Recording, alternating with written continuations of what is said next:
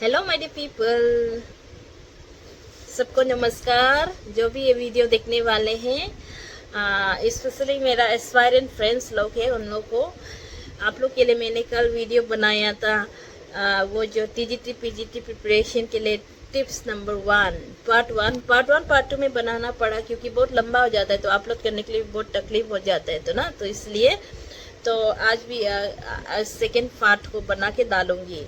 तो मैंने point wise बना के रखा था कि ये सब करना है। बाद आप जो स्टडी मटेरियल्स कलेक्ट करने के बाद स्टडी प्लान बना लिया, राइट। स्टडी प्लान बना लिया, फिर स्टडी प्लान बनाने के बाद आपका पढ़ाई चालू हो जाता है। डेली बेसिस पे, वीकली बेसिस पे आपने जो गोल सेट किया था उसको आप धीरे धीरे अचीव कर रहे हैं।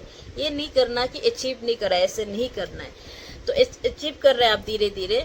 तो उसके साथ साथ पढ़ाई के साथ साथ वन इम्पोर्टेंट नेक्स्ट टिप्स है, दैट इज प्रैक्टिस रेगुलरली। अगर जो आप सिर्फ पढ़ेंगे, देखते रहेंगे, पढ़ते रहेंगे, लेकिन आप उसको प्रैक्टिस नहीं करने से मालूम नहीं चलता है ना कि एग्जाम में अच्छा से लिख सकेगा कि नहीं लिख सकेगा।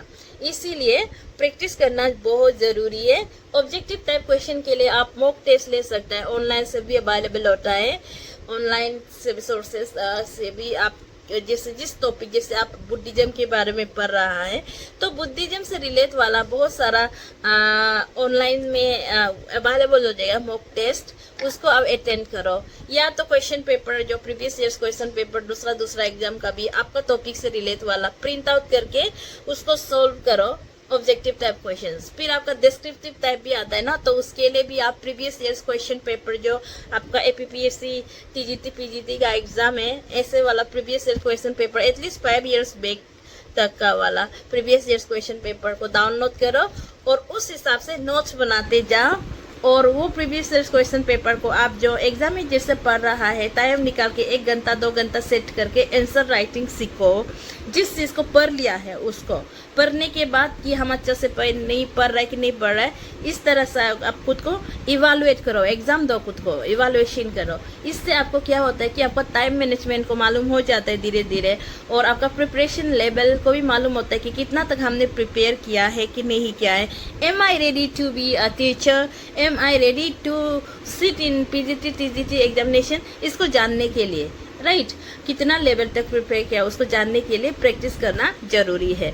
उसके साथ साथ प्रैक्टिस के साथ साथ tips number 6 that is stay updated रहो आप करंट अफेयर्स के बारे में, राइट। करंट अफेयर्स से क्वेश्चन आते हैं, आपका जीके में भी आते हैं, तो करंट अफेयर्स से अपडेट रहो। आप न्यूज़पेपर पढ़ो, the Hindu, the Indian express, प्रतियोगिता दर्पण जो मंथली आते हैं करंट अफेयर के लिए। अगर आप जितना जान सकेगा जान लो, अनलिमिटेड हैं। पर अगर आपको ये आइडिया नहीं है कि बहुत ज़्यादा हो गया कितना तक पढ़ना है बोलने से, एटलीस्ट मेरा सजेशन है कि 1 ईयर बैक तक का, राइट, 1 ईयर बैक तक का। जैसे आपका एग्जाम होने वाला है अगस्त 15 को, अगस्त 15 से का पूरा उससे पीछे वाला 1 ईयर बैक वाला पूरा करंट अफेयर आप जितना हो सके नॉलेज गेन कर लो। और आप अभी स्टार्ट नहीं किया करंट अफेयर पढ़ने का, तो आज से ही शुरू कर दो, जब से ये वीडियो देखेंगे, राइट।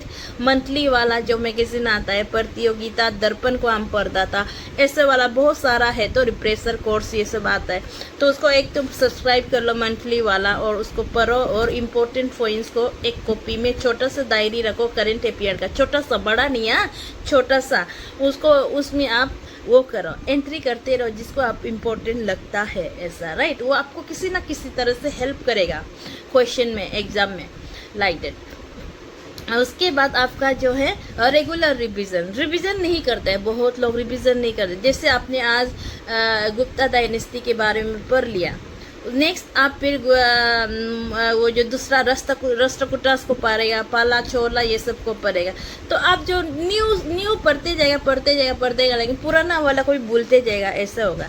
इसीलिए आप जैसे कि इंडस वैली सिविलाइजेशन को आज पढ़ लिया और फिर 1 हफ्ता बाद में या 2 वीक्स के बाद फिर इंडस वैली को थोड़ा सा रिवीजन करो, थोड़ा टाइम निकाल के आज रिवीजन कर, संडे का दिन को आप रिवीजन कर रख लो, राइट। आज रिवीजन का टाइम है बोल के ऐसा रिवीजन टाइम पीरियड निकाल के, ऑलरेडी जो पढ़ चुका है ना उसको रिवीजन बार बार करते रहो, रिपीट मोड में, राइट, लाइक दैट। तो रिवीजन नहीं करने से आप पढ़ते जाएगा, भूलते जाएगा, नया चीज़ आएगा पुराना निकालेगा, ऐसा।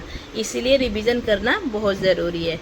उसके बाद एक टिप्स है कि जब आप पढ़ाई कर रहा होता है तो खुद को हेल्दी रखो, खाना पीना अच्छा से खाओ और पॉजिटिव माइंड के साथ पढ़ो। आप ये रहो कि हम मिल जाएगा, हम मिलने के बाद क्या क्या कर सकते हैं, सोसाइटी को सर्व कर सकता है, हम उधर और माँ पिताजी को देख सकता है, पॉजिटिव एटीट्यूड के साथ कि हम कर सकता है। हम नहीं कर सकते सोचने से आप होगा भी नहीं, इसलिए शुरू से ही डिसाइड करो कि आई कैन डू, राइट। अगर हम मेहनत करेगा तो हम कर सकेगा, ऐसा वाला पॉजिटिव एटीट्यूड के साथ। और साथ साथ में अनदर और एक टिप्स है, जब आप पढ़ाई कर रहा होता है तो क्रिएट स्टडी ग्रुप। अपना एक साथी रख लो, 1 2 3 4 ऐसा, जो आप पढ़ाई कर रहा है, राइट, सेम एग्जाम या दूसरा एग्जाम जो भी आप पढ़ाई कर रहा है, एग्जाम के लिए प्रिपेयर कर रहा है, ऐसा दोस्त ग्रुप बना लो। नहीं तो आपका बहुत सारा दोस्त होता है, राइट, फैमिली फ्रेंड्स, वो फ्रेंड्स, इधर फ्रेंड्स, वो फ्रेंड्स, उन लोग को आप टच में रहो। वो लोग को ये नहीं है कि कट ऑफ कर देगा डायरेक्ट, उन लोग से टच में रहो, लेकिन घूमना फिरना थोड़ा कम कर दो और स्टडी एक ग्रुप बना लो जो आपका सेम टाइप का जॉब कर रहा है, जिस मतलब पढ़ाई कर रहा है। जो पढ़ाई करना भी एक जॉब होता है ना, तो ऐसे वाला, ताकि आप लोग जो करेंट अफेयर से रिलेट वाला या जो भी क्वेश्चन पेपर, क्वेश्चन बैंक ऐसे से रिलेट वाला का डिस्कशन कर सकेगा। जो आपका साथ बिल्कुल नहीं पढ़ रहा है, जो पढ़ाई का ऑलरेडी वो लोग सेटल है या जॉब कर रहे हैं, ऐसे वाला के साथ रहने से वो लोग आपको कुछ भी इनपुट नहीं करेगा आपका एग्जाम को लेके। दूसरा चीज़ में हेल्प कर सकता है, लेकिन आपका एग्जाम को लेके हेल्प नहीं मिलेगा। सो इसीलिए क्रिएट स्टडी ग्रुप जो आपसे सेम वाला पढ़ाई कर रहे हैं, उन लोग से आप भी अपना मटेरियल शेयर कीजिए उन लोग के साथ, और उन लोग से भी आप अपना मटेरियल्स नॉलेज गेन करिए, लाइक दैट स्टडी ग्रुप। उसके बाद एक चीज़ है कि अगर आपने कभी कोचिंग नहीं ज्वाइन किया है तो एक टिप्स है कि आप कोचिंग ज्वाइन कर लो, राइट। कोचिंग ज्वाइन कर लो in the sense, if you have the money and this one time, money and time आपके पास है ना, तो कोचिंग इंस्टीट्यूट ज्वाइन करने से आपका एक फ़ायदा है कि आप जो मोटिवेटेड रहता है, डेली आपको कोचिंग इंस्टीट्यूट में सिखाते रहते हैं, पढ़ना है पढ़ना है पढ़ना है, करंट अफेयर ये सब को बताते रहते हैं, तो आप मोटिवेटेड रहता है और पिक्स भी रहता है, आप इधर उधर नहीं भटक जाता है, आप पढ़ाई पढ़ाई पढ़ाई ये सोचता है। तो इसीलिए कोचिंग इंस्टीट्यूट में ये नहीं है कि कोचिंग इंस्टीट्यूट ज्वाइन नहीं करने से नहीं सकेगा आप कोचिंग इंस्टीट्यूट ज्वाइन नहीं करने से भी, लेकिन ज़्यादा मोटिवेटेड रहता है। आप सुबह उठ के क्लास जाओ, आके फिर उसको रिविजन करना, ये सब के लिए। इसलिए अगर आप है तो